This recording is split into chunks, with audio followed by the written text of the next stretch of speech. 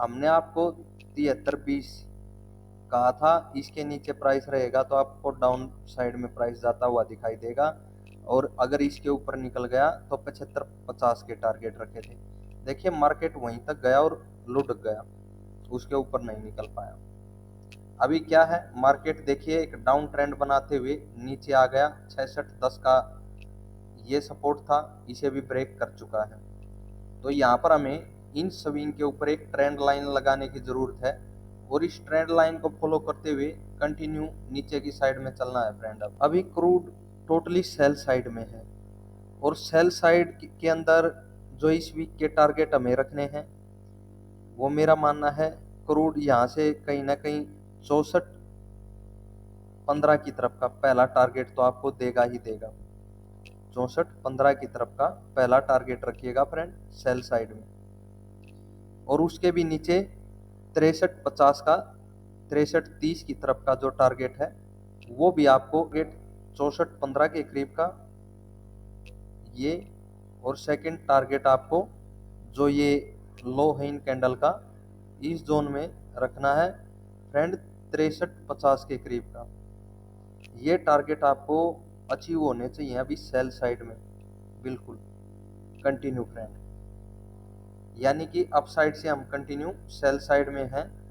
और अगर देखिए इन कैंडल के नीचे, इस जोन के भी नीचे यानी 6300 के भी नीचे प्राइस निकलता है तो आपको कहीं ना कहीं फिर 6000 की तरफ ही प्राइस मिलेगा।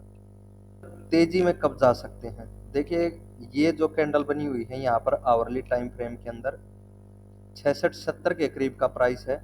अगर इसके ऊपर निकलेगा ना क्रूड तो ही तेजी में मान के चलना। एनजी में पिछले वीक में इन कैंडल के नीचे हमें सेल करना था, और इस जोन के ऊपर हमें बाई में रहना था। तो देखिए बिल्कुल कोई एसएल ट्रिगर नहीं हुआ, छोटा एसएल था, और बड़ा टारगेट दिया गया था आपको 170 और 180 का।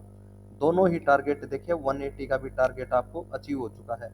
यहाँ पर देखिएगा 185 पर लाइन ड्रॉ कीजिएगा।